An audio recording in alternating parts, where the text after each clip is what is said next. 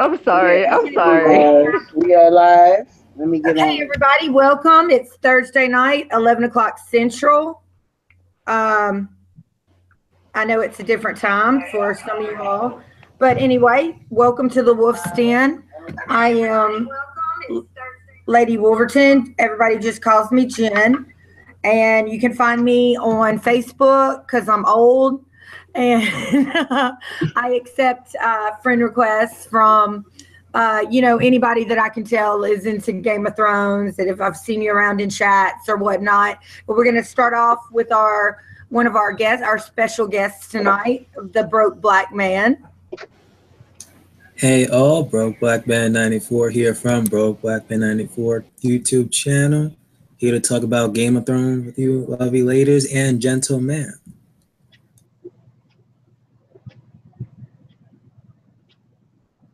Who's next? You, Shelly. Oh, okay. Well, I'm Shelly. I am only a TV watcher for right now. Yeah, I don't know if I should plug the little website that I had done up, but I've got a t-shirt business that I started up. It's called stupidstoner.com. I love it.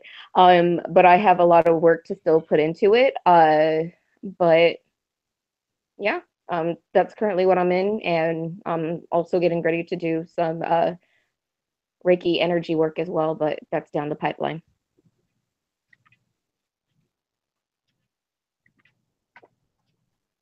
All right. Lord of the Last Hearth. All right.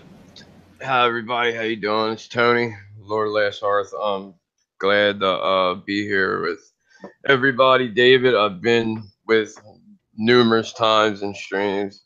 Ladies, it's a pleasure to finally meet you on a stream. I'm all about talking Game of Thrones, a Song of Ice and Fire. I don't care if you got 1 subscriber or 10 million. That shit doesn't matter to me. As long as we get together and have the bond that we all have just through this show, like, yeah, I think it's a good thing. So hopefully this will be one of many streams that I'll do with you ladies.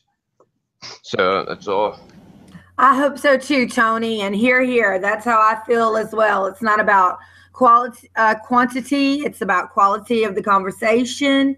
And we're so glad to have you and BBM with us. We felt like it was a real coup to get both of y'all. I've been seeing you around in chats for years. We're friends on Facebook. It's great to finally get to discuss Game of Thrones with you. All right, Mischa.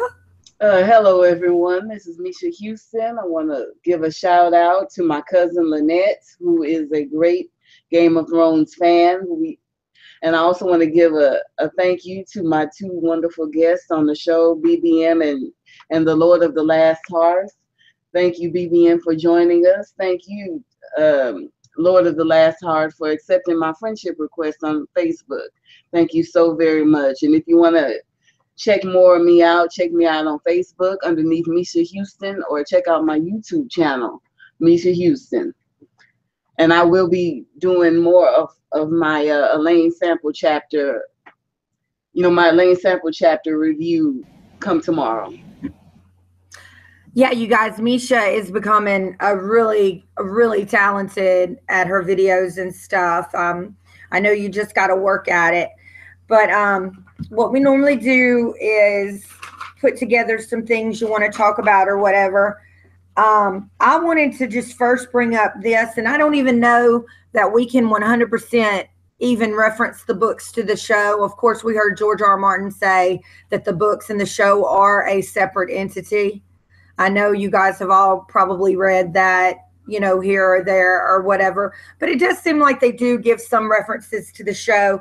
And I was rereading the Dangerous Woman book, which has short stories in it.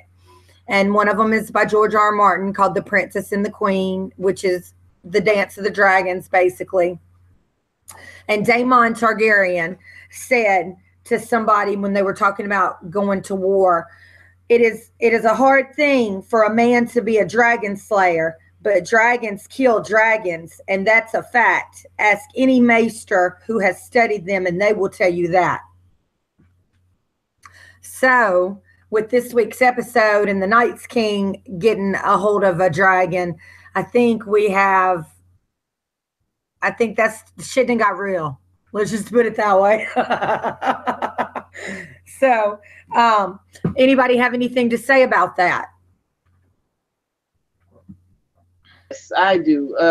Shit has gotten real. You just said it, Jennifer, and it's really a catastrophe. And but even though it is a catastrophe, I can't wait to see what the Night King can do with such an animal on his side. I just think it's a beautiful disaster. But I just think that I can't wait to see what he can do with it, and I can't wait to see the look on everyone's face when they realize what's been happening. Because when the dragon fell into the water, everyone was so shocked by it happening, but I don't think it has registered with them that the Night King now has a dragon.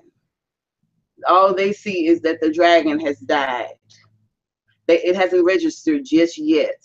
And I think when the night dragon flies in on his dragon, it will be a huge surprise to everyone. And I can't wait to see the facial expressions. I can't wait to see that. That's pretty much what I had to say on that subject. I can't wait to see what is that dragon gonna breathe ice? You know what I mean? Yeah. I mean, from what I've heard and what I've read, it's supposed to be blue flame. Okay. And I just want to say this real quick. And I had a film student from UNO explain to me once that anytime you're watching television or a movie, you have to give a certain degree of artistic license.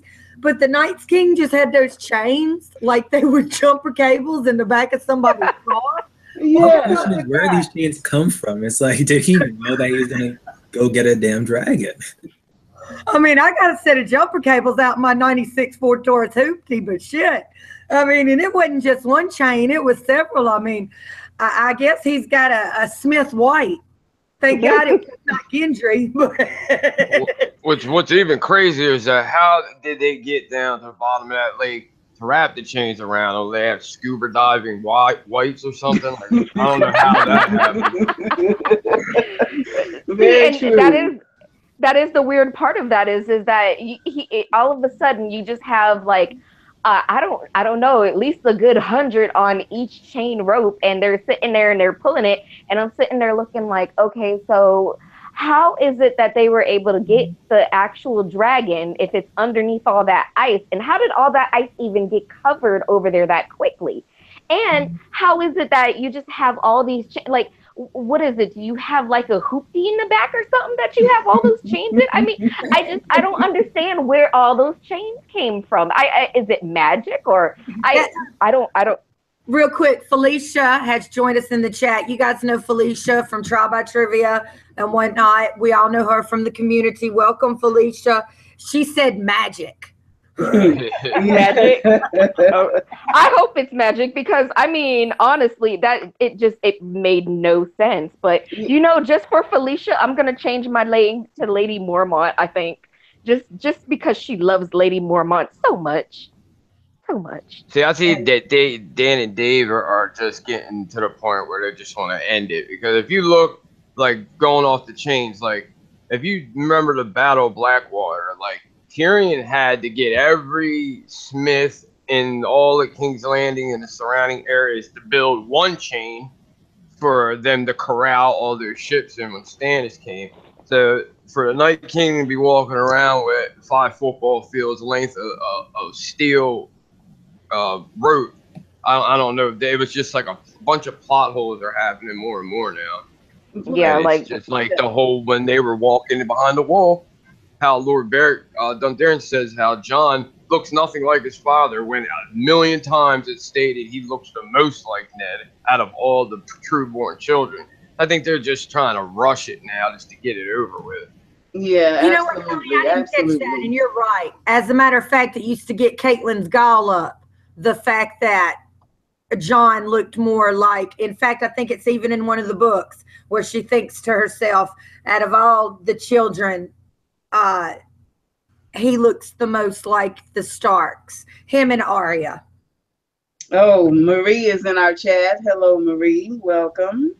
See, when that happened, though, I started to get excited because I like when you see Beric, he's been brought back to life. He has Thor's Red Priest with him. I was thinking it was going to be like a nod to his father, Rhaegar, not Ned. Maybe he knew something, because if they can look in these flames and they can interpret them the right way, you never knew if Thoros and Beric, thought that or knew that Jon was the son of Rhaegar. I mean, they seen that they had to go north for this, the only war that matters. So if they can see that being down the Riverlands, why couldn't they see that he was talking about Rhaegar? But who's to say that they might not have? That's the only thing as well, is that there's so much that happens when they see in the flames that even I had thought about that too. So maybe they seen something, but they might not even know what they seen first, Marie says in the chat that she was surprised to see Beric survive. She thought he would die. I was surprised we had so few deaths, actually. Pleased, but surprised because I had watched a video Smokescreen made about the fact that the Hound was wielding Gendry's hammer. Mm-hmm. And he made a video about, oh my God, are we going to lose Gendry? And I was like, oh, I hope not, because I really want that to come full circle. The fact that Arya and Gendry are kind of our partners, basically, you know what I mean? Like they're friends and stuff. I really wanted that to come full circle. Yeah, Gendry is for Arya. Gendry is for Arya. As soon as I saw him come back, I knew who he was for. This is for Arya. Ship Arya and Hot No, Pie. he's not. Gendry was for me. No, it has to be Arya and Hot Pie in the end. He is a survivor. She is a survivor. They are meant to be. No, Arya can't have Gendry. Gendry is mine. Gendry with them pecs and that 6-pack. Oh no, he's mine. He doesn't know it. He's mine. They brought him back just for me. I said so. I had to give Dan and Dave a message because I was like, if he's not rowing over to Las Vegas to me, then y'all got to bring him back in one way or another. So. I just thought it seemed like they were trolling us with the whole Gendry thing. If you seen, there was numerous pictures where you seen Tormund had Gendry's warhammer, and then you see and you think everybody thinks, oh shit, he's gonna die. Why would they bring him back just to kill him? It was going to be another OSHA thing. And then you seen how it happened because Tormund's like, here, you can run faster without the warhammer. I think they did that to us, to everybody to get on the edge and think that Gendry was going to die. And then you seen, what really transpired. It was just because he told him to give it to him so he could run faster. But like, of all people to choose, why would they choose Gendry though? He has like no experience in the North. Like, for me, I would probably have Tormund do that running back. Yeah, but they made a good point. They made a good point because he was the youngest and the lightest, and plus Tormund is a very strong fighter. He's a proven battler, and they needed him more out in the field than they did back at Castle Black or Eastwatch, whatever castle they were at. Marie in the chat says, if Arya survives, it will be as a Queen's Guard, or she will go west of Westeros. But she is not going to settle down as her mother did. It simply isn't her. And I agree with that, Marie. But we were talking, or I mentioned earlier, it does seem like the direwolf's names correlate with the owners. And if her direwolf's name is Nymeria, then you don't think there's a possibility that she'll be put over there in Dorne, because Nymeria was basically the founder of the kingdom of Dorne, and lived a long life and was known to be a warrior queen, etc. And she certainly is a warrior, in my opinion. I mean, if you can call a girl a warrior, I mean, she's definitely a fighter, but she's also not prejudiced. A lot of the other people talk, you know how the Seven Kingdoms, a lot of them talk bad about people from the North being kind of barbarians or whatever. And a lot of people say ugly things about people from Dorne, just like that scene where we got Oberyn and Illyria in the brothel. And two of the Lannister soldiers were like, why are you given this good woman to this, and basically they consider Dornish people less than mainland Westerosi people.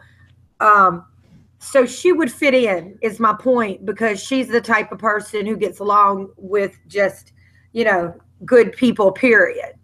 So, she doesn't have any prejudices because she's kind of been around the world and, seen things and done things. Yeah, but let me say this. I mean, it is possible. Anything is possible in the world of Game of Thrones.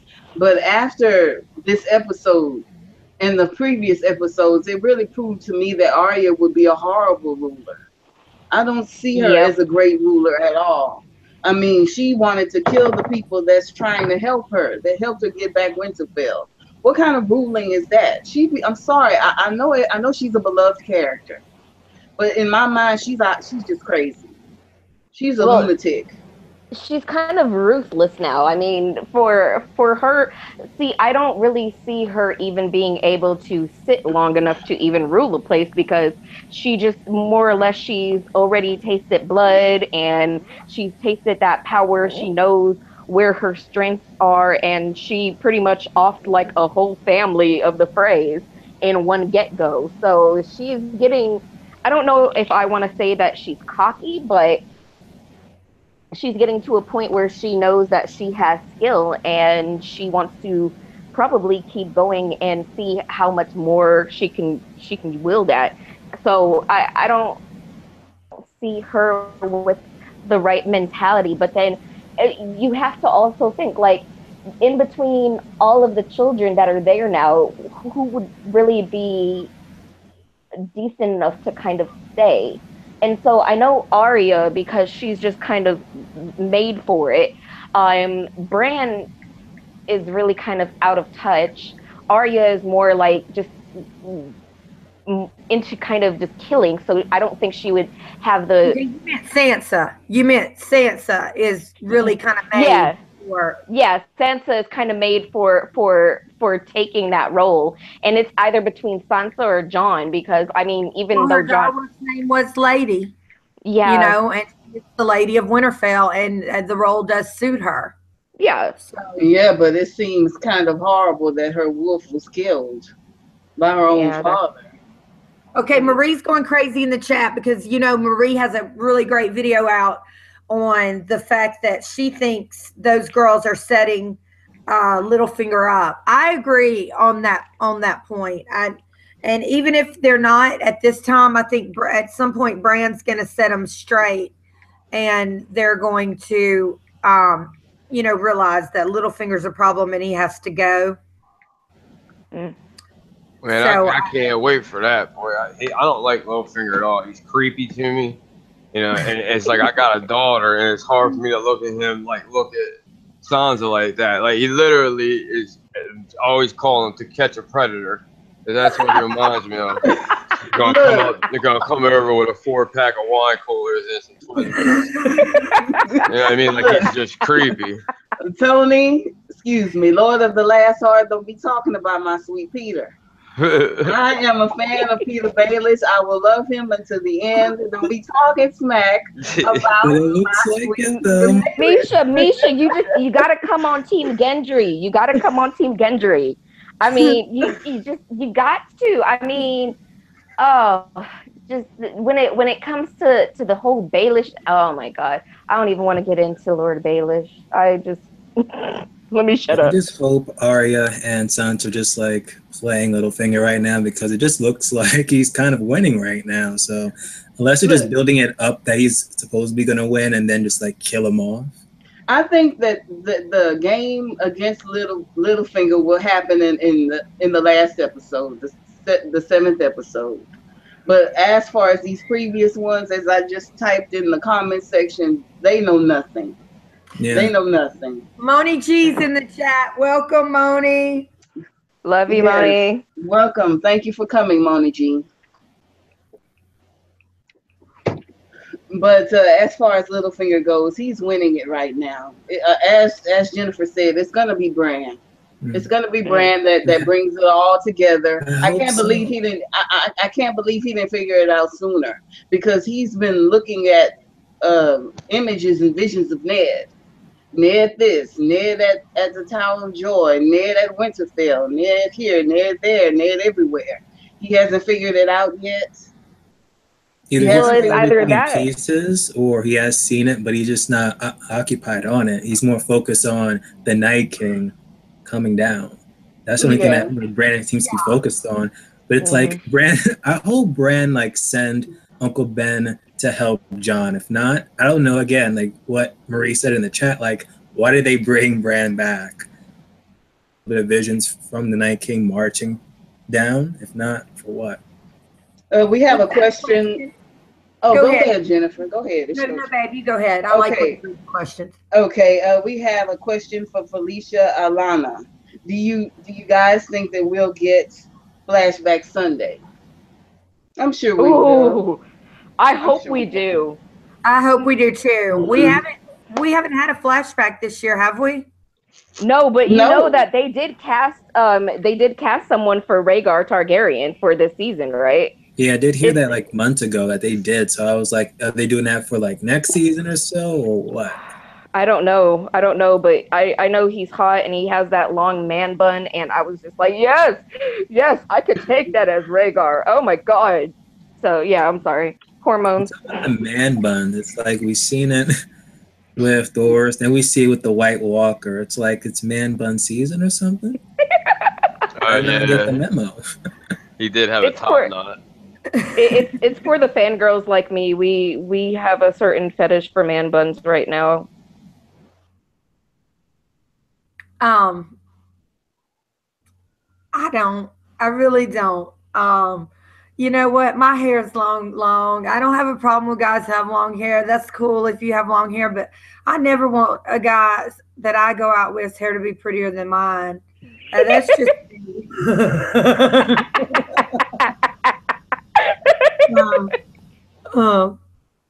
but I get the appeal of it. I do. You know, I grew up in a time when, you know, for goodness sakes, y'all, I listen to all that rock music where those guys had long hair at one time. So I get it. I get the attraction. But for me, I like a good short haircut on a guy. I do.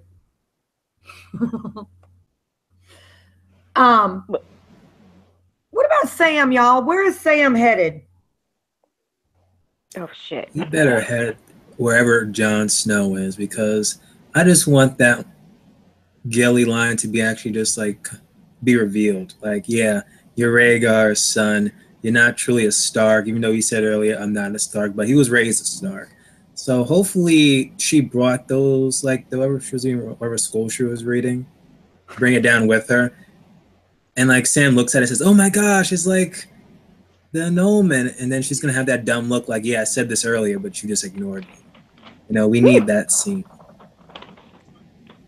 Yeah, from what I heard, he's not even going to find out this season. It's going to be next season. And they're really dragging that shit out. Yeah, they are milking that out big time. The book that Gilly was reading is by Master Maynard. And it's when Master Maynard had recorded when Rhaegar had his annulment to Alaria Martell. So that was from last episode, and I wrote that down. Moni G said, guys, can I just say after last episode, and I'm not a hater in parentheses, the next episode had better be killer. I think it's gonna be. It's supposed to be like the episode 9 and episode 6. So it's like we're expecting something epic, and it was like basically Viserion dying. I'm guessing that's what was supposed to be the devastating blow for us. But it's like I've never had like any feeling towards Viserion. It's like if they did that to Drogon, then I would have been like a little bit devastated. What's the name of the next episode? The Wolf and the Dragon. The Wolf and the Dragon. Okie doke. Do you think where do you think they're going? Are they going to Winter? Where is Daenerys and Jon going on that boat? Where do you think they're going? Are they going to go back to Dragonstone, or no? They're going to go. They've got to take that white to King's Landing. No, I know there's going to be a parlay because of the trailer. we had. Y'all, that scene, that whole thing after the episode, it was like when they showed Tyrion and they were like, and then Cersei gave a look, and everybody with their looks. I kind of chuckled out loud at that. It was like everybody, it was almost like a dance line or something, and everybody, get the best pose. well, I think they're going, the Dragonstone. Apparently, the Unsullied is going to make it back, which is very strange to me. But apparently, I think they may parlay, get everything ready at Dragonstone and then sail on to King's Landing. That's what I'm thinking. But I want to. Since they're in a boat, because as far as I know, what's the closest harbor to Winterfell? White Harbor. White Harbor, right? And that's not really that close. So it would seem they would go to Dragonstone and then kind of regroup, and then we know we're going to get that parlay. We have Stephen Gallegos in our chat. Hello, Stephen. What's up? Welcome. But I also want to talk about the Unsullied. They were stranded back, at Casterly Rock. How exactly did they get across Westeros with no horses, no food and water and money? And no one lost their lives, and no one seen them or interacted with them or anything. I just I just don't something about that didn't feel right. There should be something. There should be some kind of loss. How the hell do you make it hundreds of miles on foot in winter with no food, money, warm clothes, or anything like that? True. Like this season with time, just like how Gendry running all the way back to Eastwatch, to the Ravens being sent from Eastwatch all the way to Dragonstone. It's like, it's not really consistent, but it's like, hopefully they don't go down Dragonstone and they just kind of like meet up with Dany and everyone on the way to King's Landing. But if they do touch down on Dragonstone, it's going to be very suspicious. And if so, it's not probably going to be like a smaller army of Unsullied, but in the trailer, it kind of seems like it's like even all more. Of them. Yeah, so it's like, how many did you lose? Well, the only thing is to bring her whole force to make it like, look, Cersei, you want to try some shit? Just in case you try some shit, I got people right here. And they see the Dothraki like ride up in between the centuries of the whatever they're called, Unsullied. I just think it's all show of force. But I don't even know how they would even get a message to each other, because unless there was like a bird that was left over in Casterly Rock, or if they ended up coming across like a maester or something, like I'm very curious how they're going to explain that. Or are they just going to skim through it and just be like, oh no, they just magically like had telepathy, and Grey Worm and Missandei just turn around and told each other via mind meld or something how to turn around and where to figure each other out. I don't know. Well, they must have their ways, because Varys knew. Remember when Varys met Jon and Daenerys coming out of the cave to let them know that Highgarden had been sacked, and also Casterly Rock was not the big victory they thought it would be. So they have their ways, and the Unsullied are used to marching long distances and going on bare minimal. I mean, remember, they have the most now than they've ever had in their lives, basically. Yeah, but Casterly Rock was completely abandoned, completely shut down and looted and plundered, and they have no ships. Euron burned the fleet. How do you walk hundreds of miles east with no food, water? I mean, it doesn't matter who you are. You need food and water to live and to survive and to gain energy. So how did they make it back, without a scratch on them? I mean, it should be something. It should have taken a toll on them. They're human beings. Yeah, this season alone has had so many, like, I don't even know what to call them. Like, it just I guess goes against logic more than it usually does, which it's a lot to begin with. And then you look at like the part I had the most problem with last episode, when they came across those that one White Walker and the Whites, where they took the one.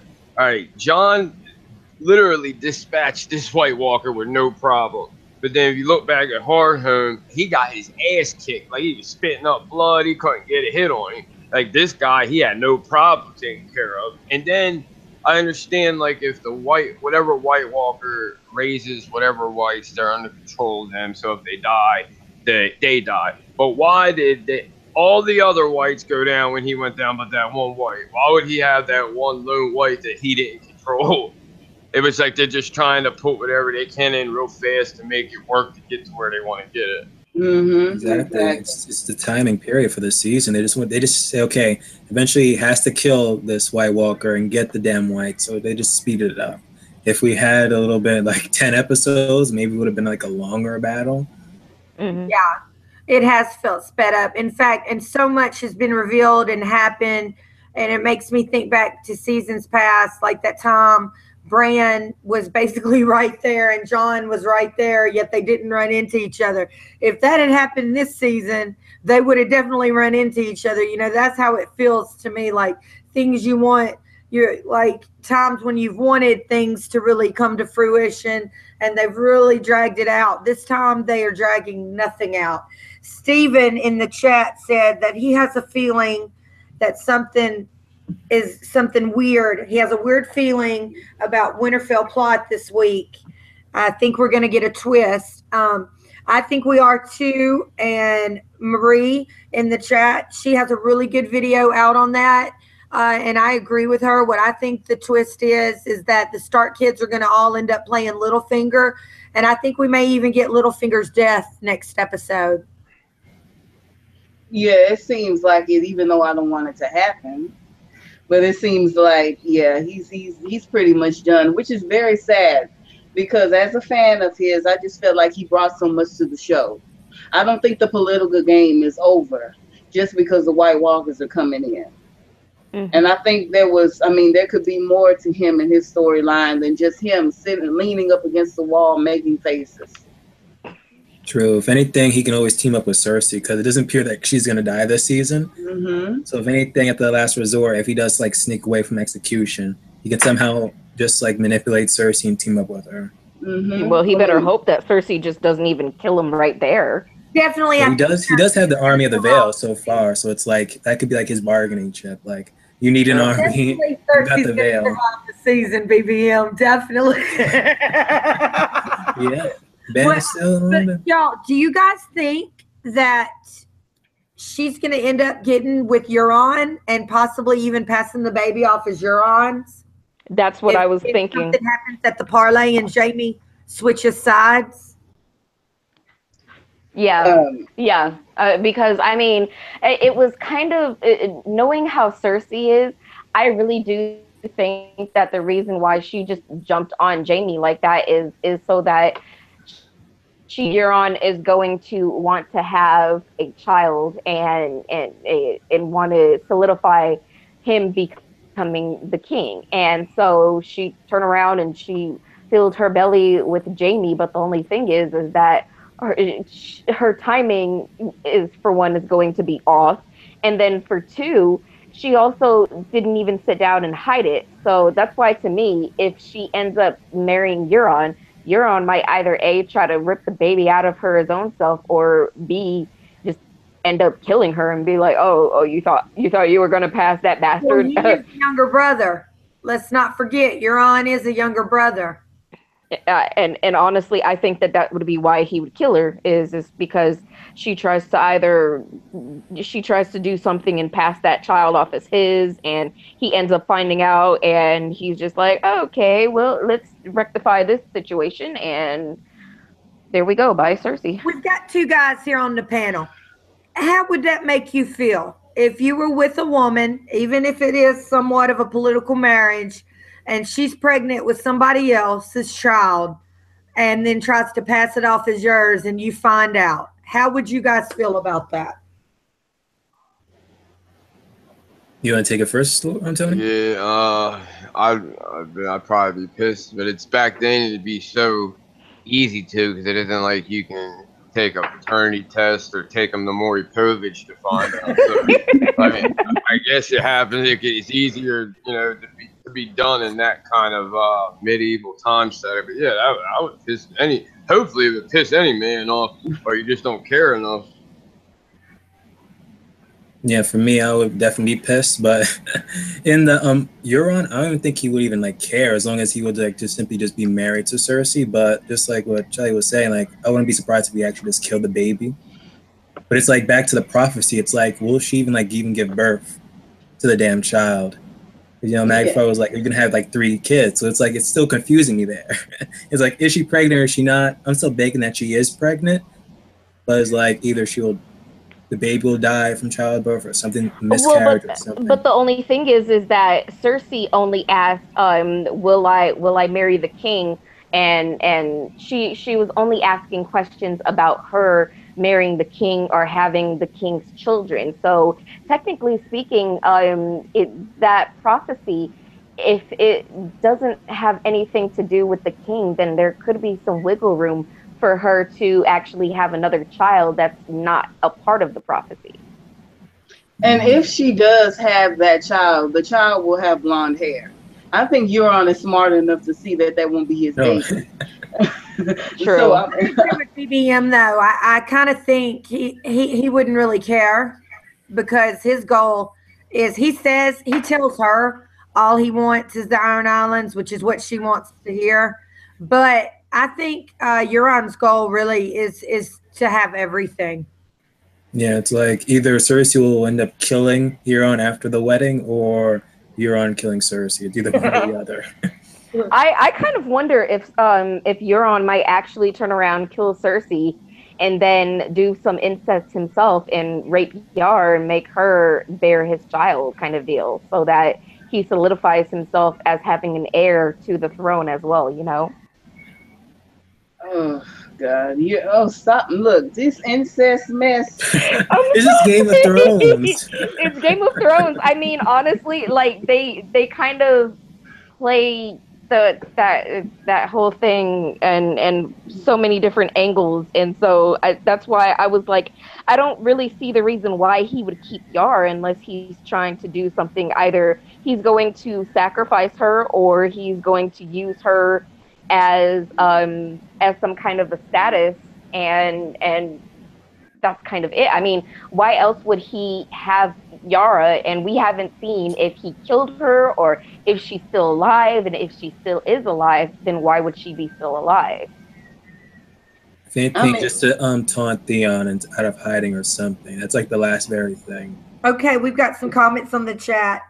Steven says, D&D can turn it around this week if they get Winterfell back on track, give us Rhaegar and Lyanna flashback, and somehow manage not to screw up Dragon Pit and boat sex. Plain and simple. Oh, yes. Yes, the dick that was promised. That's my favorite. Oh, I can't wait. I can't wait. I have named it the dick that was promised. I'm waiting for it. Oh, God, this damn incest shit. Talking about the baby. Talking about Euron, unless your seed is not strong. Shit. And then we've got a comment from Marie. She believes Arya is going to be the one to kill Cersei or die trying. And she also says for us to remember, and this is true, of course, that the Valonqar prophecy was not in the show. Remember, out of all the things they said, they left that Valonqar thing out of the show. So... Yeah, it reminds me of a thing that what Tony Teflon said is like, did they just purposely leave that out of the show so it can just be a bigger shocker? Because if we knew about the Valonqar prophecy, we would just be debating, okay, is it going to be Tyrion or is it going to be Jaime? Is it going to be Tyrion or Jaime? But for those like only just for show watchers who know nothing about the books, it would be like even more big of a shock for them. Well, I thought that. Well, but I thought that it was actually a part of the prophecy in the show. Because I thought I remember like because in the show what happens is that Maggie ends up kind of, after she explains about the children, she keeps going in and saying that talking about how 3 gold will be their crowns and gold will be their shrouds, and then she says, and once the tears have left you, the Valonqar will come and wrap their hands around your pretty neck. I think it's once your tears have drowned you, a younger, more beautiful queen will come to take all you hold dear. Mm-hmm. Okay. Okay. I want to go back and watch that just to make sure. I've said this before. I'll say it every time. You guys, especially when you read all the book material, you watch the show, and you watch YouTube videos, it's very easy to get a little bit mixed up on what's what. And, that's just human. I Mhm. made 2 mistakes last week, I believe, on what Kingsguard I said was with Jamie when Mad King Ares raped his queen. And another mistake, I meant to write them down and correct myself this time. But let me just say this: I'm fallible. I'm human. Sometimes, I get a little bit mixed up because I'm so overloaded with Game of Thrones material. So, And it's so easy What? just to watch episodes over and over, then read over hundreds of book pages. So it's like exactly. one and then over the other. Somebody who in the chat, I think Moni G said she doesn't believe Yara's dead. I don't believe Yara's dead either, and I really, really am hoping to see Theon, come for his sister, just like she came for him. Well, I think that's going to happen about season 8. I don't think anything's going to happen on the Greyjoy front.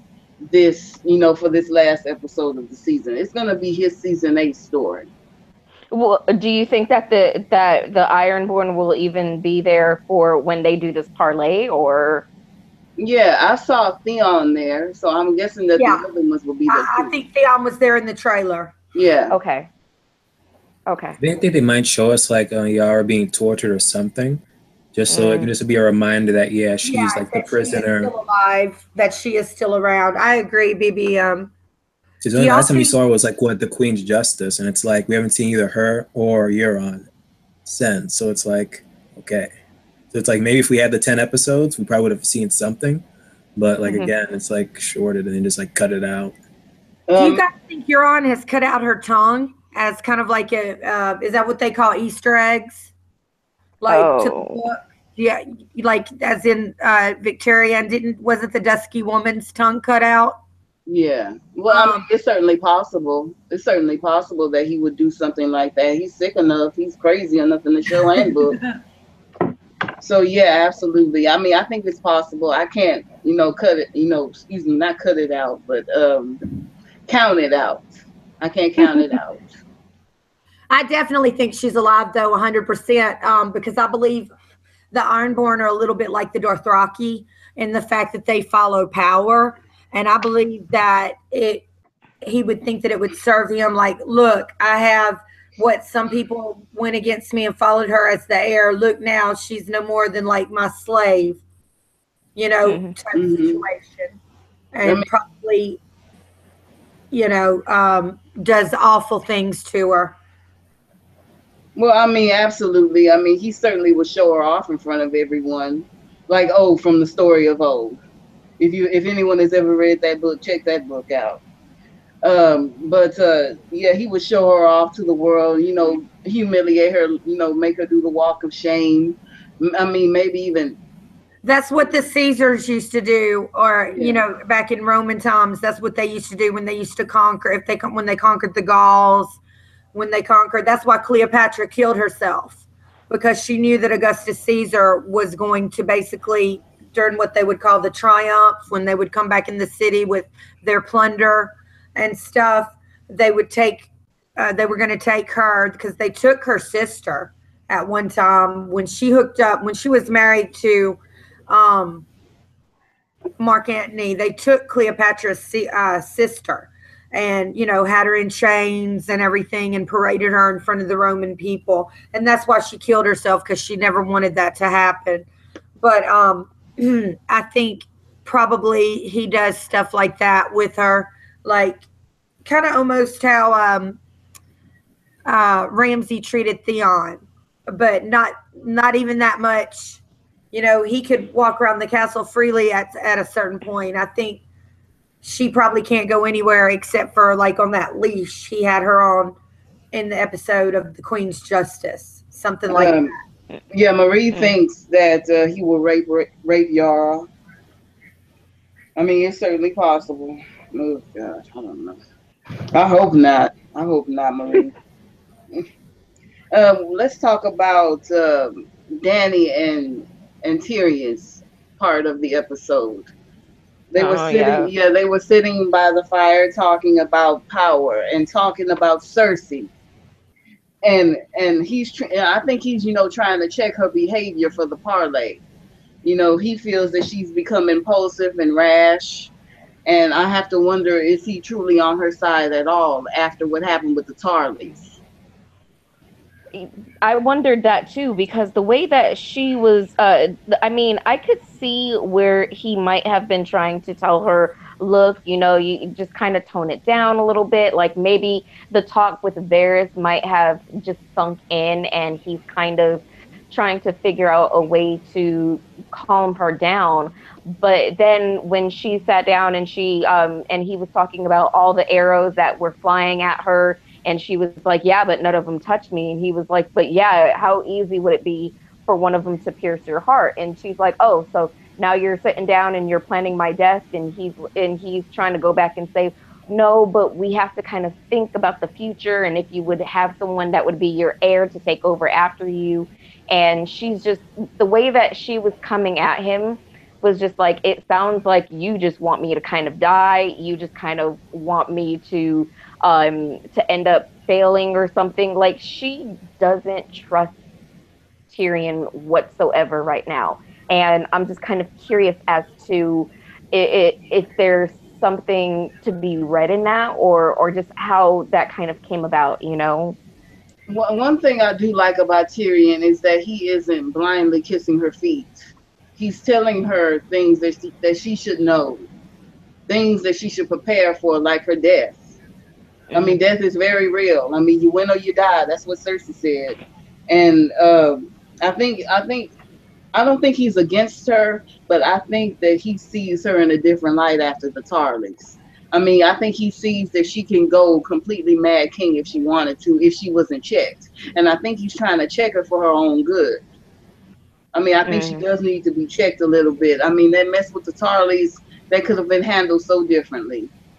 I mean, she comes over here saying that she wants to be a liberator and wants to free Westeros and make it a better place. But after that loot train, battle, that section of the continent didn't look like a better place. It looked like a ruin, a burned out, blasted ruin.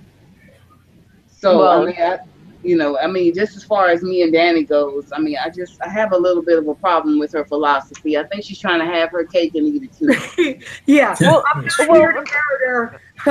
but P.S. the only Stand right here the while my only dragons burn you to hell. but in that conversation, she does turn around and she does point out that all the other rulers before her have used some type of fear in order to control the masses and to have their power. And so Tyrion was right when he was saying, yeah, but is that how you want to rule, is with fear? Because everyone else before you ruled with fear and you see where it got them. And so there is a validity to her needing to have some kind of power, and she has those dragons, so she might as well intimidate people with it. But then afterwards she can show them that, look, I do have this power, I do have the capability of just killing you all, but I won't because I actually care about you afterwards. So it's kind of like she has to do a dance between being a leader and then being compassionate for the people as well. Well, I mean, I just feel like she can't do it all at once. I mean, he said it right. You can't make the world a better place with a snap of the fingers. It's going to take time. It's going to take patience. It's going to take uh, being a politician. I think that a good queen should be a politician, and that's something that she doesn't want to do. She just wants to come in with the dragons and have a quick fix. That's not how it is. That's not how it is to be a ruler. It takes time to change people's minds and hearts. And doing it with fear, you're not really changing anything. You're only making yourself look bad in front of your people, and you're making yourself look like all the other Targaryens before you. I mean, she has a very she has a very steep slope to climb. She says she wants to be a leader. She says she wants to make things better, but I haven't seen her make anything better. I haven't True, seen true. any of that. All I've seen Agreed. is, oh, I'm sorry, BBM. That's I'm okay. running You my can mouth. finish up. Yeah. I mean, I feel like she wants to be good, but she sees that it's not working, and she's becoming desperate. That move against the Tarleys was desperate. I mean, she can't have it both ways. You can't be feared by the mighty and then have children and sparrows come flocking to your side like a statue in the park. You can't have it both ways. You have to choose a side and stick with it, which is Cersei's strength. She sticks with her side and she stays there. And that's how she has managed to be successful throughout these years. She doesn't flop around. She doesn't, you know, she's not wishy-washy. She manages to stay her point and she stays there. She doesn't try to pretend to be like she's serving some higher cause. Danny is trying to serve some higher cause, but the truth is she just looks like she's serving herself. Well, And she kind of is. That's what is it in the one of the episodes? She said it wasn't any gods that came to save me. It wasn't any men that came to save me. The only one that saved me was myself. Kind of speech. yeah, Um, yeah. So I think she might be turning around and smelling her own. You know yeah. what? Yeah, and Essos, she did something for the people. She ended slavery. She tried her best to end slavery, and that's kind of endeared her to Slavers Bay and the people of Slavers Bay. But she hasn't done anything for Westeros. She has done nothing for Westeros. She hasn't shown herself to be a better leader than anyone else. All she's done is try to take over, and she looked desperate while doing so. So I mean, I just feel like she has a lot to learn, and there's a part of me that is glad that she lost one of her dragons, because she felt like because she had those dragons on those armies, she was invincible. You're not invincible. No one is Yeah, safe here.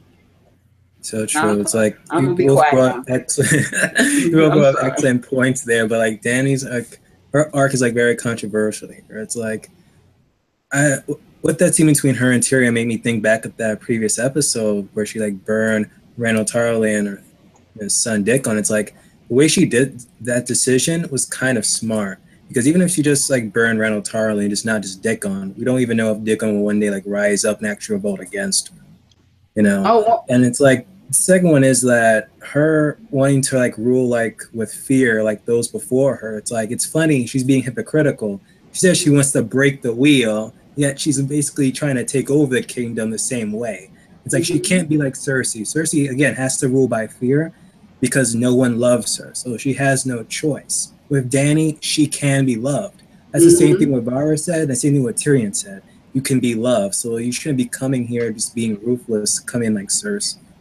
And then with Tyrion, him talking about line of succession, this and that. It's like he's trying like to actually like talk to her, trying to make her go onto his side, because it appears like she's just again like smelling her own self. She's just thinking that she's invincible, going in and taking the dragons all on her core. But we see later on what's going to happen is spirit or something's going to come at her, and it did whenever dragons died. mhm. And She now she almost, has to yeah, like think twice. she almost died at the loot train battle at the And you battle. guys, if Mm-hmm. anybody out there, anybody who listens to this later, anybody in the chat, any of you guys, that book, Dangerous Women, and a lot of times I believe you can find it just on YouTube. You know what I mean? Like the audiobook of it, The Princess of the Queen. Hmm. That to me is probably the best companion book as far as dragon lore and fighting. You know what I mean? So if you haven't taken a look at that, it's not even very long. Sometimes when I can't sleep at night, I'll put it on one of those stories, like the Hedge Night or something on YouTube, and listen to the book, the audio book. Just put your headphones in, lay down, listen to it. It really gives a lot of background about the dragons and riding the dragons and whatever. I think more so than any other material. Mm. What about you, Lord of the Last Hearth? You've been kind of quiet. What's your opinion on the Tyrion Dany storyline? Well, me and BBM were doing a review yesterday, and I said how I understand Tyrion's point, but like if she's already, thinks you're fishy when it comes to your family, not really wanting to kill them or hurt them or whatever, and then like you bring up, the success, who's going to succeed you, and now you're just going to add more shit in her head, thinking like, oh, this kid, I understand without her all the other people that backed her would be screwed. Like they'd all probably get killed. They'd be sentenced to death by Cersei. And I just think that it wasn't the time for that. Like there was more pressing things going on. I understand you want to keep, what I mean, the future, have some kind of outlook on it. But she doesn't have any kids. So it makes it look bad that you're thinking about succession. Where in her head, she thinks, well, what's he trying? Wants me to make him my heir? And it's like, I think it was just not the time for it. And he's making her really distrust him. And even though it might not, be founded, it's going to make her think, I just think he should have waited to even talk about that. I know he's trying to be a good hand. And like she said, he's trying to be too clever with shit. And she just wants to roll in and just blast everybody. Like they both have their points to them. I don't know. I just think it wasn't the time for it. But what would Well, be the time though? Because If she she almost, survives it and it's yeah. just all over. I mean, either way, if she makes a secession, they don't. If she gets killed, it ain't like they're gonna say, okay, well, Tyrion's her heir, so we'll just let Tyrion have it after not wanting to let the one with the actual claim have it. Like, so if she dies, they're screwed anyways. Even if she had an heir, they'd be toast. mhm. Anyone else have any comments on that section of the story? No, but I will kind of tie it in since it is about Danny. When it came to the Night King turning around and killing Viserion, I kind of expected her to have more emotion about it. I don't know if it was just like the way that she acted or the way that they had her act, but if those are supposed to be her only children, and when she's sitting there and she's talking like to John even afterwards, it didn't feel like she was as devastated as what she needed to, or was that supposed to be her portraying just being in shock, or I don't Yeah, I her. don't think she's It has to be in shock because, again, just how you were saying earlier, she thought that she was invincible with her 3 dragons, that no one is going to stop her. And here it's just proof that, yes, someone has basically just killed one of your dragons. Even what Jen was saying earlier, it was like people thought that, oh, only a dragon can kill a dragon. But later on, it's proven like, yeah, wasn't it like religious zealots actually came into the dragon pit and just killed those dragons. So it's like, it hasn't like synced in with Danny yet that she could be stopped. mm, Right.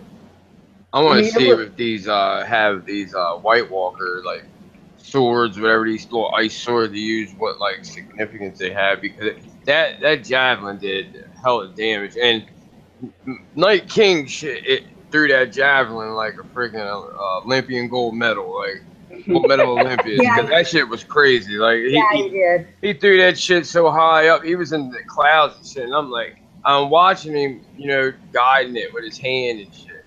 And I'm like, well, I hope they're not gonna. That's how he's gonna die. I mean, he got hit with that javelin, like all that blood that just came pouring out. And it was like, I don't understand how it made such an injury unless like these ice swords they have, and which I hope they do like a history of lore kind of thing when the DVD comes out, like they do every season, getting more mm, like in depth with the White Walkers because a lot of people think they're just these mindless monsters. Like You're not. no, they have a culture. Like they had a language. They didn't put it in the show because Cross. they didn't. It was gonna sound crazy or whatever. Like if they're wearing top knots, they gotta know some kind of culture They got and style. No, in the prologue of game, when they kill Waymar Royce, um, they laugh. Mm-hmm. And, you know, so if you're laughing about the fact that basically you think, you know, like, look at, basically the way I took it was, they're like, look at this guy, he thinks he's a badass knight, we're whooping the shit out of him easily. But yeah, they do, they have a language. It's said to be kind of like when that white was screaming and finally, who was it, Thoros, no, the hound covered him up, had the presence of mind to cover its mouth. That's what it was doing. It was screaming, I believe, to notify the others. So they have a language, and they also they have humor, you know, because it's right there in the prologue of game. They laugh when they're killing Waymar Royce. So they to them. They encircle Waymar and the white that he's fighting as if it was some kind of show. They know exactly what was going on. They were just sitting there waiting and enjoying the show, just like they're doing now in regards to Westeros. They're probably sitting there eating Cherry Garcia ice cream, waiting for the winter to come, watching them kill, watching, you know, the humans kill each other in the Game of Thrones. I mean, and that dragon has just made it all but worse, you know. And I believe I read something where I'm not sure how true this was, but the Night's King couldn't have been more pleased to get hold of that dragon. Absolutely. Why wouldn't he? I mean, that's a hell of a weapon to have on your side. I mean, Danny knows that. Danny did some damage in that loot train battle with one dragon. Now he's got one. Because besides Bran, the only thing that was like really opposing him was 3 dragons. So now, since he has one, he has something to combat it. See, like I wondered if they have like some. At least he has like resistance to maybe fire itself a dragon flame, because you see like every time he's walking and there's fire, he walks on the fire, it literally just puts it out. True. So, and that's one thing that I'm curious is that when Viserion ended up getting pierced, like it looked like he had an internal combustion, and so will he even be able to wield any kind of fire anymore? Is it like some weird ice fire thing? If a horse without a damn face can still be ridden. Yeah, that's true. Well, yeah, a dead horse, absolutely, a dead polar bear, a dead this, a dead that, and they still moving. Yeah. Let's talk about, you know, Sansa and Arya and their troubles together. Oh Lord, I know Marie's got some stuff to say about this. Sansa and Arya are in Winterfell, and she's found the letter that Littlefinger wanted her to find. And maybe we can bring Littlefinger back into this too, because he's very much a part of this. And Sansa is horrified that she's found that letter. She's she doesn't want the Northern Lords to know about it. And Arya and her, you know, in her wisdom, thinks it's best to just peel off her face. And I just feel like Arya is just a nut in this, and I can't really begrudge Littlefinger for saying maybe you ought to keep your protector around you. He said to keep the protector around you, and I think that it is very wise of him to say that. Sansa, in my opinion, was being very stupid sending Brienne away. I mean, there's no safety anywhere. The Hound said that. There's no safety anywhere, you dumb bitch.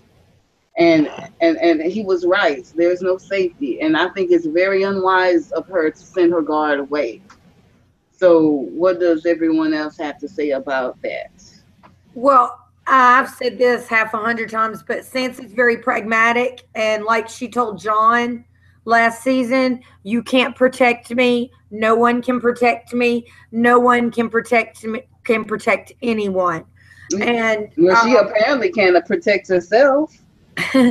But I think what she did was, you know, because I didn't see it that way. I saw it where Littlefinger went like, because he mentioned the fact that isn't Lady Brienne sworn to protect both of the daughters, meaning that she couldn't really protect her against Arya because she wouldn't be able to kill Arya. So therefore, I think Sansa thought it was the smart move to kind of send Brienne off. That's the way I took it. Yeah, me too. I took it like Sansa sent Brienne off really on purpose so that she couldn't be used against her, or really either one of them or whatever. But Yeah, Sansa but I also don't believe. knows that if somebody's out to get you, they'll find a way. Yeah, You but know, I don't think that. I mean, if something were to happen between Arya and Sansa and Brienne were there, I think she would step in to intercede. I don't think she would just stand idly by and let one sister kill the other. No, of course not. She would stop that. I think she could have been a good mediator between the two of them instead of having it the way that they had it in the show. I agree. And also, we know how the world, this world in particular, and especially the Northerners feel about kinslaying. Um, so, Well, she could end up using that as an excuse or as an in order to get to Arya, because if you have Brienne and Brienne has such an attachment to Arya, then of course Brienne would kind of stop any kind of Arya's life. But now with Brienne gone, maybe okay. Sansa might be able to kind of have someone go ahead and stick a dagger in her and be all like, "Oh, that's so tragic." Not really. Sorry, My, not sorry. Good point here. Marie Hill says Arya had 3 chances to kill Tywin at Harrenhal, and she did not choose him. She had. Oh, I see what she said. She had 3 people she could kill at Harrenhal. Remember, Jaqen offered her 3 kills, and she did not choose Tywin. She had a chance to kill Tywin herself, but did not take it. Arya saw Littlefinger at Harrenhal plotting against Robb. Yeah, see, So I had a problem with that whole letter because it's like they don't go back and check their own material. Like that letter never made it to Winterfell. Rob got that letter while he was out in the field in the Riverlands when Cersei made her write that letter. So I don't understand why there's a copy even in Winterfell. Mm. yeah, It you're can't be right a about copy that. though, because even how Arya was like, I know your handwriting anywhere, because the maester was like crack, either the maester or the nurse like crack knuckles, whatever, just to memorize, even trying to do her handwriting. So it's like it couldn't just simply be a copy. So it's like right. the show watchers just like rewatching like episodes and didn't watch the full thing, or just like on Wikipedia and just reading plot summaries. It's Oh like Well, wow, and I didn't even realize that. Wow, I didn't even catch that. well, I unless mean, that is and some bad writing. Well, unless Littlefinger actually went and he placed that in there, and then he sat down and he talked with the Maester, because that's a new Maester. So he wasn't even there around the time when that letter was supposed to have been sent. So maybe Littlefinger ended up having that girl that he was whispering into her ear go and put that in there, and then he went and he told the Maester, "Hey, I'm looking for a certain letter," and then the Maester says, "Oh, okay." Because I do remember Maester Lewin saying that to him, and I don't remember Lewin ever being in the field. And also, isn't that when Rob made that speech about she has my father in chains, yet she expects me to come bend the knee to her? No, I'm going to call my banners. So was it actually in Winterfell? I I remember know that Catelyn he's in saw the it. he's like over like a map, and he's looking over his things, and he's not in actual Winterfell unless he's close to her or what. Because like right, pretty much after that, not maybe if it's not that episode, it's the episode after where John Umber is calling him a little boy and all this shit, and then Ghost bites his finger off. So like I think they were already out in the field. There was numerous people that called it too that knew that, because that letter, I think he was reading it to Kat, and why Yeah, it's just him and her in this little war room looking thing, and he's got a map out. yeah. Rob was reading it to Catelyn, and Catelyn knew that it was from Yeah. Cersei. She said, yeah, she even said, she said that's Cersei all the Yeah. way or whatever. Right, right. And I really don't, I mean, I understand it from both points of view, but I kind of feel like Arya was a hypocrite because she was serving the Lannisters. She could have fought her way, killed, let them, while she Good was in point, Mischa. Harrenhal. A good point. Yeah, I'm Because sorry if I'm stuttering. I'm sorry. you know what though? I'm glad you said that because this is a good point. This shows Arya is a hypocrite because remember when she got mad at Jaqen for serving the Lannisters. And then Mm-hmm. he said to her, well, aren't you? And then he's like, a man does what a man needs to do. A To girl survive. does what a girl needs to do. Right, exactly. So yes, Arya's being a huge hypocrite. But I mean, I think it comes from her being so crazy and out of her mind. She sees enemies everywhere. She's looking for her next victim. She's looking for her next face to take. And she saw that later, and she was thinking about taking Sansa's face. She's looking for her next victim, which is why I said before she wouldn't be a good ruler. See, this is why I don't trust the maesters either. Like, all it took for Littlefinger to say, hey, the lady of Winterfell wants you to get this note. So, like, if you was a maester, even if he did say that and it was for Sansa, you think you double checked. You're like, look, he wanted me to get this letter, I blah, felt blah, the same blah. way, especially after what he went through with the Boltons. Right. You know what I mean? You think that he would have learned something from what went down, with his last post, so to speak, when he told um, Lord Bolton, Roose Bolton, right in front of Ramsay, that he he had a new son and then he got stabbed. You think that Maester Walken would have learned, take all your business, anything you have, take it straight to the whoever is running the show. Well, the only thing is that they really have it set up in Winterfell where pretty much anywhere Sansa goes, Littlefinger is almost right behind her. And for my own self, if I was a Northern lord or lady, I would be questioning having Littlefinger around in everything. I mean, yes, he has the veil, and yes, they're there to help them out, but does Littlefinger need the ear constantly of the Lady of Winterfell? Like, it would just, it would. I'm sorry. I'm sorry. Forgive me, but I mean, I know no one wants to face this, but she enjoys having Littlefinger around, following her around everywhere. Of course. Probably. I mean, she needs love. She know that man is hooked on her, and she likes it. She likes it a lot.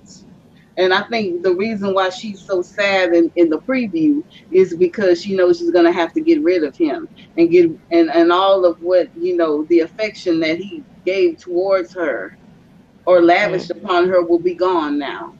I think that's why she's so sad. Because I think she cares for that man more than she's saying. She won't say it in front of anyone else. But in the back of her mind, I think she has a little bit of feeling for Littlefinger. My opinion, no. I think that she may just be sad because she's gonna find out that all this time, like, Littlefinger just been manipulating her. That Littlefinger had his 2 cents and like almost a devil for a father. Even her brother just helping out with Tywin. So it's just that she's gonna be sad that all this time, like, she just allowed him in her inner circle. That she should have just seen this from the beginning. Well, I mean, yeah, Yeah. that's certainly true. That's certainly true. I can't dispute you on that. But I do think it's a little bit more than what you just said. Yeah, it could I be think either way. Yeah, it could be either way. All right, Monty G says no way, Mischa. With Welcome, Red Walrus to the chat. Hey, Red, how are you doing? Glad you can make it. Oh, Red Walrus, thank you for coming, Red Walrus. But as far as Littlefinger and Sansa and Arya, I mean, I think it's going to come to a head in season 7, even though I don't want that to happen. Yeah, I think we're fine. I think we are going to get some finality to the Arya Sansa situation next episode. I think we're finally going to see. Definitely, we're going to see Daenerys and Jon. They're going to be allies, and maybe more. I told somebody that a friend of mine, Daniel from the UK, I mentioned to him, I said, do you think that Daenerys and Jon, do you think that that's going to happen? And he's like, God, I hope not. I know a lot of people, especially book readers, they don't want to see Jon and Daenerys together, but honestly, that looks to be the way that it's going.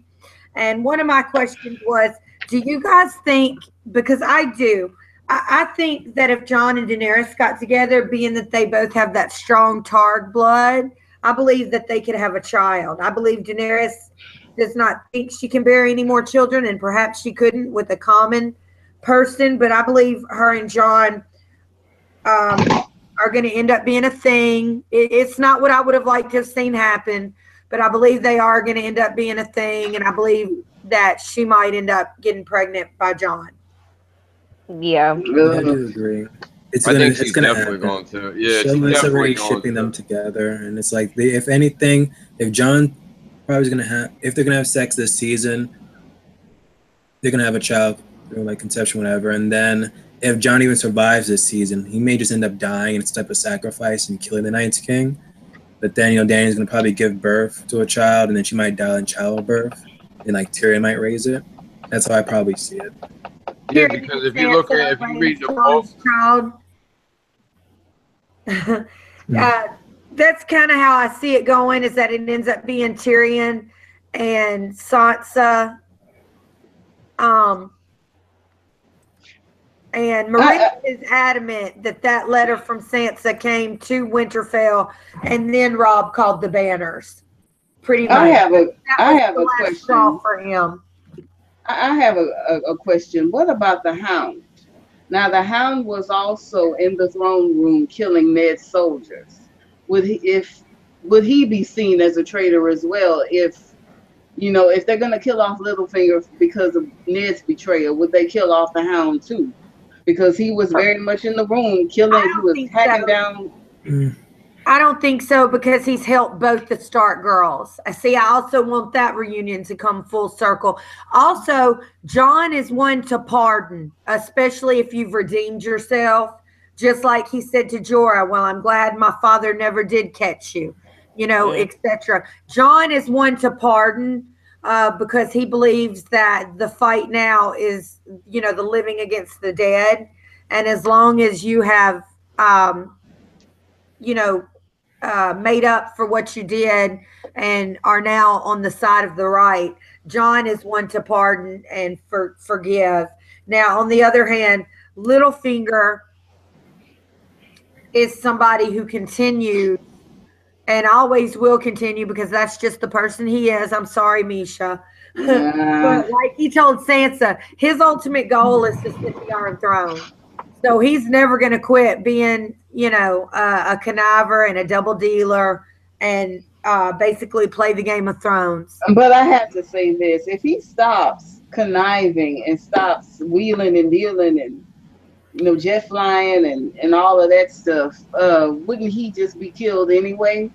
Because, you have to do an amount of wheeling and dealing to get through the Game of Thrones. You can't get through this easy and simple. You got to connive your way through this. So that's part of the reason why I don't have much hatred in my heart for Littlefinger, because you have to connive your way through this. And he's realized that, and that's exactly what he's doing. And that's how he's managed to stay alive all this time when everyone is dropping like flies. I can't begrudge anyone for doing what they have to do to survive, even Littlefinger. You got to do what you got to do to keep your life in this, because you win or you die. Well, isn't that like sneaking conniving as? Oh no! Look, don't be under broke black man. Do not be underestimating Varys. He is just as slimy as Littlefinger. He's there for the people, and I'm bringing this up. Moni G in the chat says no. She believes it's going to end up being Jon and Sansa. Oh, that's even worse. I'm surprised in the show. No, if anything, the books may bring that up, trying to like marry them two off to solidify like the North. But it's like, I don't know, like show wise, they wouldn't even do that. They were not even like in the show, like showing that Tyrion is not even married to Sansa. It's like when Jon and like him were talking, they were like, yeah, that marriage is a sham. Even though it wasn't even an annulment though. So it's like, I don't know. See, we're going back to Dany. being able to get pregnant, have a kid again. In the book, when she gets taken by Drogon out the fighting pit, and they land in the Dothraki Sea before she's taken up by the Dothraki, she talks about how she started having her period again. She has blood running down the inside of her thigh. She sure does. So I think they ain't gonna put that out there for nothing. Like, even if the show don't do it, she, at least in the book, I think she'll be pregnant again. Let me say this, Lord of the Last Hearth. I don't think that is her monthly menstruation. I think that she's bleeding and shitting herself is because she has dysentery. I think she caught the pale mare. That makes sense. I think she was drinking filthy water. She was out there with the people, with the sick people for like a day before she closed the gates on them. And, you know, she's out there in the wilderness. She has no clean no clean food, no clean water. She ate those green berries or whatever. And I mean, eating rotten food and drinking filthy water can give you dysentery. I think that's what she has. I don't think it's a menstruation at all. I think she's sick. I do think it is. I do think I'm going to just, that's another thing. Here in the Wolf's Den, we can always agree to disagree and keep it civil. I'm going to disagree. I do believe she started to get her flux again. There's an old-fashioned word for y'all. And I do believe that it's part of the prophecy that she will have the Miriam Azor prophecy. Some people think it believes that she'll never have children, but I think Daenerys is going to bear a living child. Well, okay, so just to kind of move on to a different topic, when Jon and Jorah was sitting down and they were talking, and Jon tried to give Jorah back Heartsbane for because of the it was a part of the Mormont's family, and Jorah was more or less like, oh no, go ahead and keep it for your kids. I kind of was curious as to why Jon would even give him a Valyrian steel sword when he seen that killed the Whites. I mean, having a weapon like that, you really wouldn't want to part with it so easily. I don't know. I mean, I can understand that he wanted to do that to keep like the honor and stuff, but maybe not before they were gonna go out and hunt the Whites.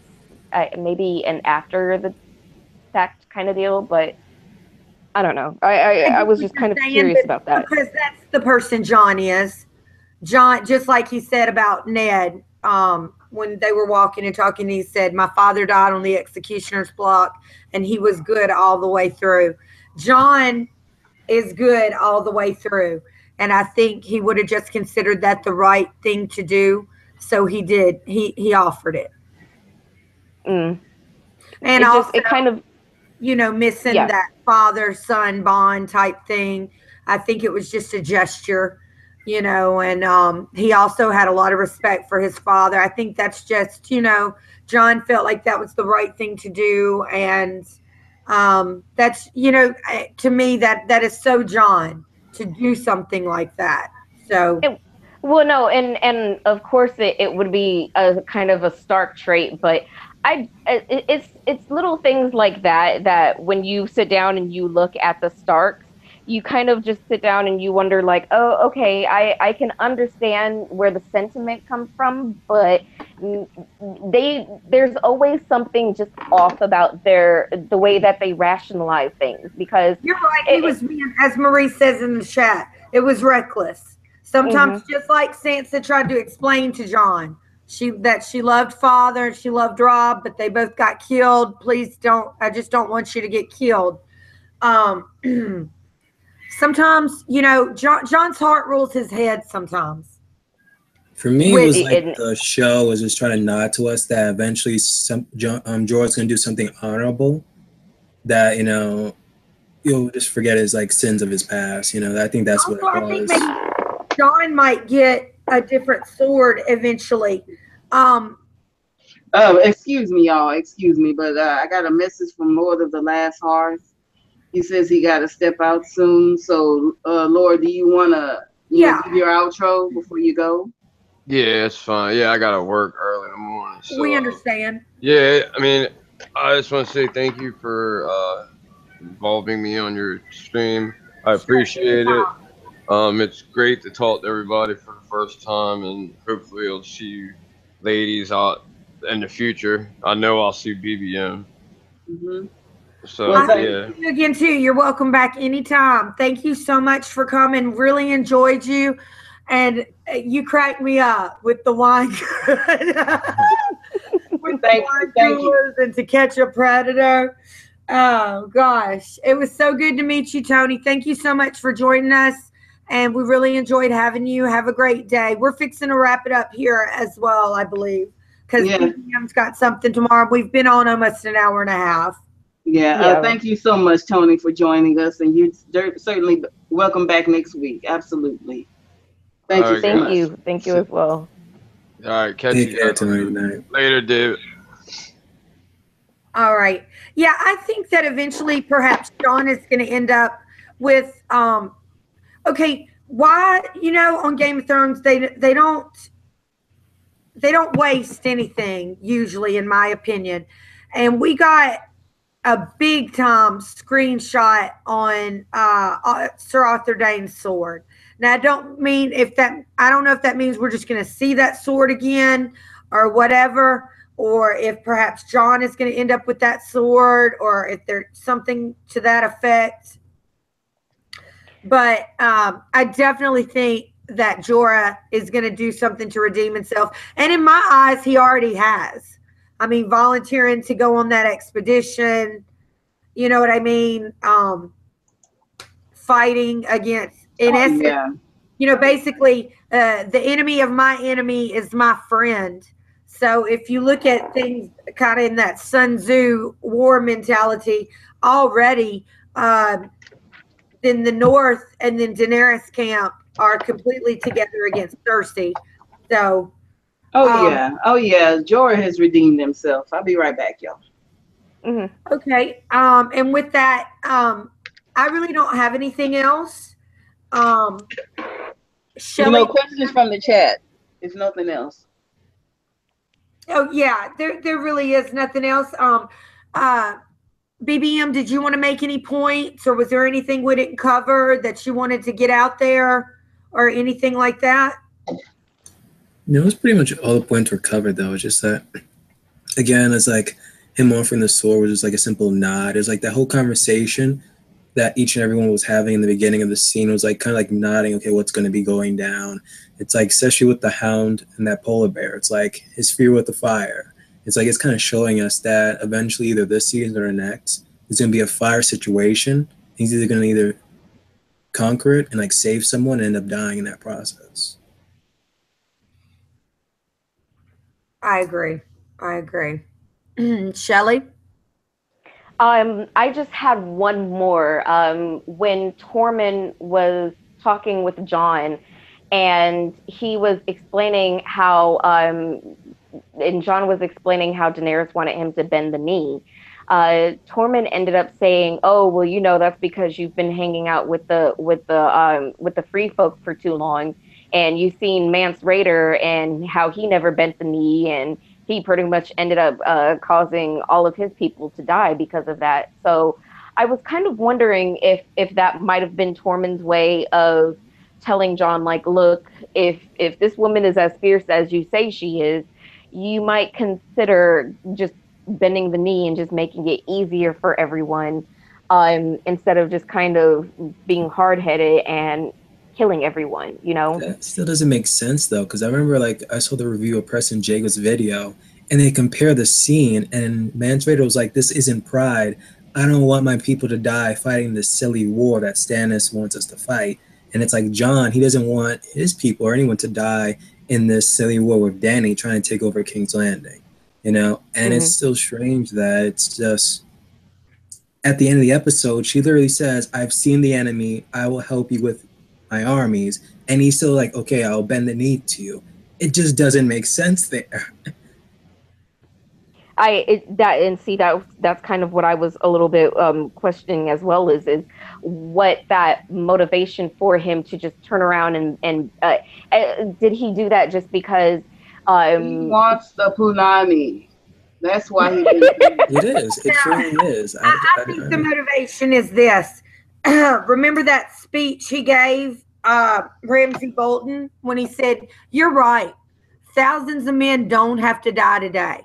It can just be me or you." And the fact that she did get on her dragon and come down there and face and fight for him. You know, one of John's big things is why fight for somebody who won't fight for you? He But wants, she will yeah. fight for him, and she said she would. So then after that, he called her Danny, and then she said, "Gosh, nobody's called me that since my brother." So I think the way I took it was he will bend the knee for her because she is willing to risk her not only her armies but her own life to fight. and her children's lives. Yes, and lost one. So I Mhm. think it's just that he now like when we saw him, he's like, I don't know you, and when that whole when they first met, and it was kind of like, lady, I don't know you, and I don't know what you're about, etc. Now he kind of does know what she's about, and she was willing to bring her dragons, come by herself, put herself in great danger, lost one of her dragons, and fight and save them. So now I think he's like, yeah, and that's the way I took it. But I understand if other people see it a different way. I do No. see it a different way, though. It's like, for me, it's poor writing. It really is, because there's nothing that John has truly seen that makes him want to truly like bend the knee or show that she's a good leader. It's like Tyrion's trying to give her advice. She turns away and she rides off and tries to defeat the Lannister army. It's like, again, she even like goes and just saves John, and then just automatically bend the knee. In that case, he should have bent the knee to Sansa. The moment when everyone was like declaring him king of the North, he should have said, no, you should be, siding with Sansa here, because she was the one who actually ride in with the Knights of the Vale to save his ass, doing something stupid, just like this episode. So it's like, I don't know. They're simply just trying to like ship those two together, but they've already been building that up for every single episode. Like, Well, the only thing though is since Danny wasn't showing too much emotion when Viserion had died, but when I was looking back at it, it actually looked like John had more anger and more passion when the dragon had died, because he was sitting there and he was just slashing them through, and he had that rage to him, like, how in the world did you kill? And he went off and he pretty much barked at her like, get your ass up and like snap out of it and take everyone else, and I'm gonna sit here and I'm gonna take out my rage and my anger for what they just did to your child. Like, he seemed to have more emotion about that than she did. And so maybe I was when I seen that and how he wanted to kind of redeem himself because he felt bad for what happened in that moment, maybe that's why he said that he would bend the knee, is because it might have touched him when Viserion died, I think it definitely did, because they had that moment together when when he touched Drogon, and he said, yeah, you're right, gorgeous beast. And she said, I don't consider them beasts, they're my children. And then she was like, they're the only children I'll ever have, do you understand? Trying to make it clear that not only does she consider them her children, but really though, she's like a maiden aunt with her cats, like literally, like, she will never be having children, and she treats them like her children, kind of like me and my dogs. I don't know if y'all can hear little Wicky's. He's snoring. That's Wicky's, the little black dog. Look, Marie, he was just a minute ago. He was snoring. Oh,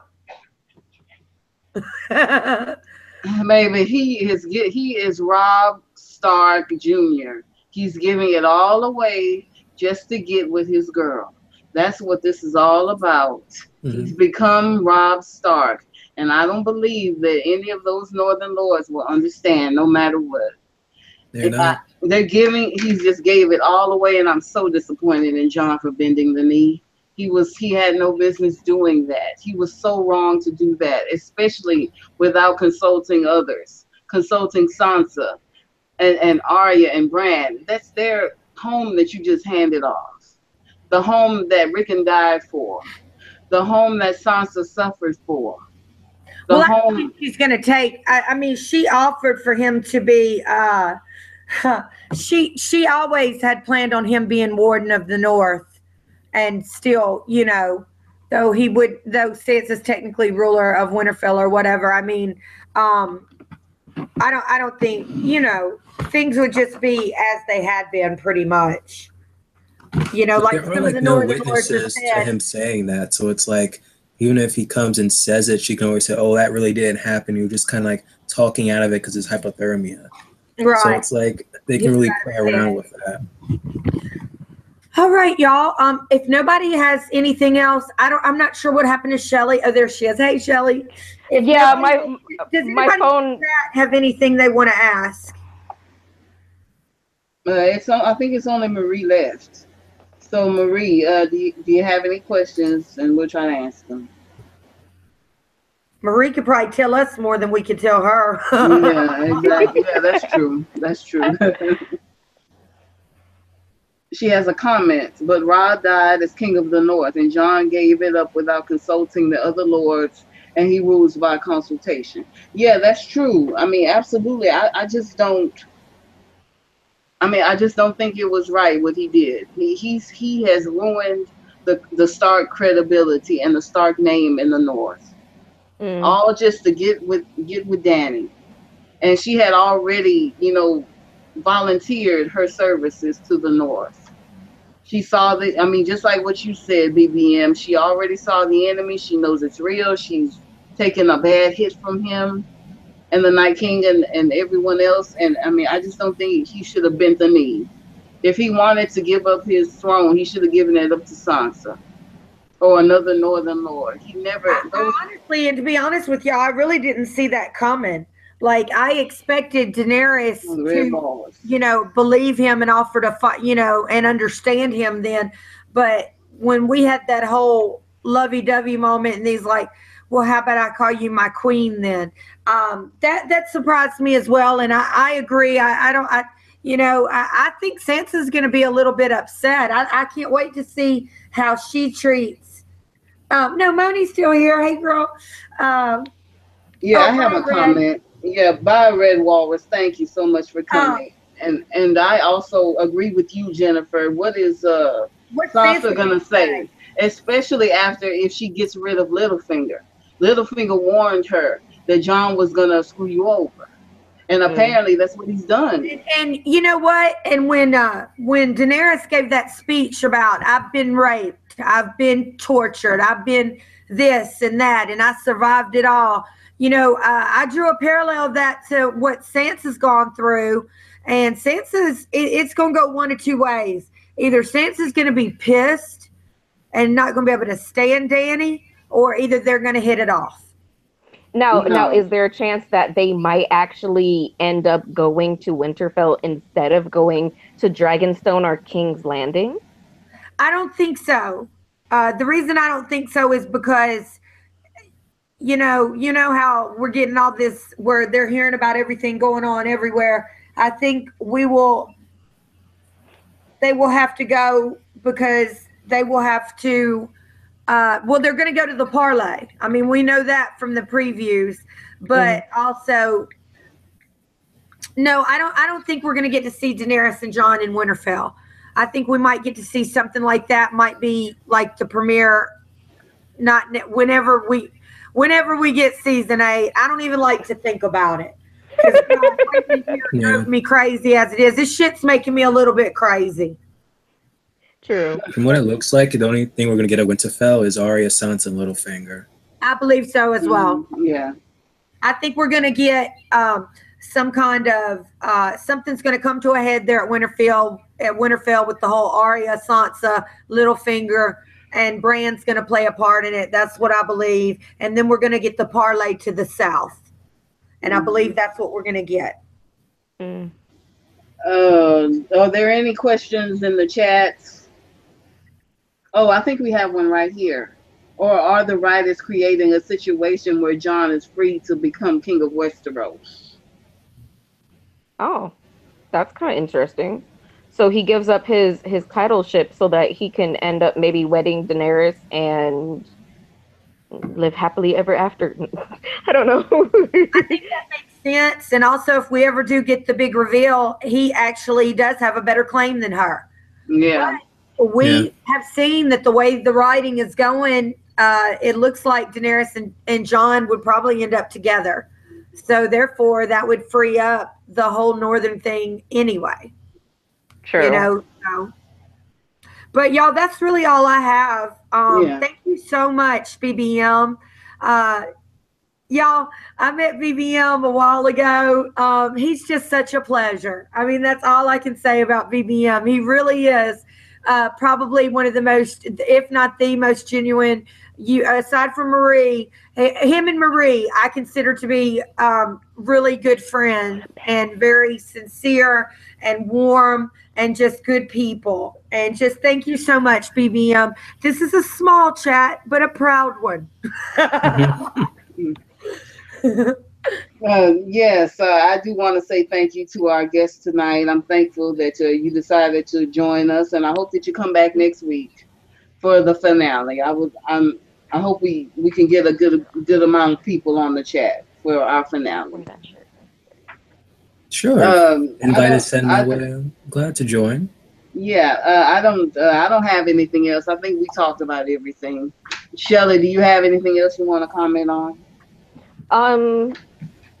Not really. I mean, the only thing that I was curious about is if when they ended up having those walkers, if it was just me or if they ran the wrong way. I don't know if it was set up that way or I don't know. It was just confusing. But compared to that, no, I think I'm good. Okay. Then I mean it's up to Jennifer, but I think we can end it. Okay, BBM, why don't you take us out and why don't you tell everybody about your fabulous channel? Y'all, BBM makes the most fantastic reaction videos.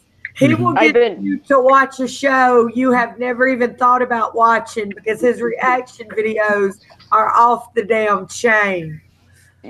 Yeah, I've been starting to stalk BBM, so yeah. Because I was sitting there and honestly, when I first heard everybody call you BBM, I was like, don't tell me he called himself Big Black Man. And so but when I seen that you called yourself Broke Black Man, it was hilarious. And then ever since, like, your videos are just, oh boy, it's between you and then it's between Dawn Teflon. Yes, I'm very memorable that way. Yeah. So yeah, for starters, again, thank you, Jen, for having me on. I'm glad to be speaking to you, Mischa and Shelly, for the first time ever. Great points you all brought back and forth. I just simply love talking Game of Thrones, period. So again, just once you send the invite, Game of Thrones, okay, I was like, yep, okay, I'm in. But yeah, if you ever want to find me, Broke Weapon 94 YouTube channel, do reactions. So yes. Again, thank you for having me, Jenna. Oh, yeah, anytime. You're always welcome. All right, everybody. Moni, Marie, good night. Love you, ladies. Thank you so much for coming. And I guess we'll see y'all next time. And let's just pray. I just pray that this last episode, it better be epic because it's got to sustain us for Lord only knows how long. Well, I think it's like it's what is it? It's about like 70 something minutes long. Oh, I had one more thing I want to tell everybody in this chat. Yesterday, that movie Shot Caller that Nikolai Coster-Waldau is in, it's on pay-per-view, I believe, because it's limited release in the theater. It's kind of like it's not a low budget film, but it's an independent film, and it's actually about him accidentally killing his best friend. Him and his wife and his best friend's wife go out to dinner, and they have a couple bottles of wine, and he runs a red light, and his best friend ends up dying, and he gets sent to prison. I'm not going to give away any more, but there's lots of good people, and it's got Shane from The Walking Dead is in it. Benjamin Bratt is in it. There's a couple people from Sons of Anarchy in it. I can't name their names. The kid from Brooklyn who plays the love interest to Saoirse Ronan is in it. But it's actually to me it's the best movie he's put out since he became super popular. I mean, it really is. And if you're a Nikolai Coster-Waldau fan, as I know most of us all are, it's worth a watch. It's a good movie. Let me warn y'all, though, it's kind of in the vein of History American X. You know what I mean? I mean, it's like a hardcore prison movie, like about Aryan Brotherhood and like how he ends up having to join a prison gang to survive, et cetera, et cetera. But definitely 100% worth a watch.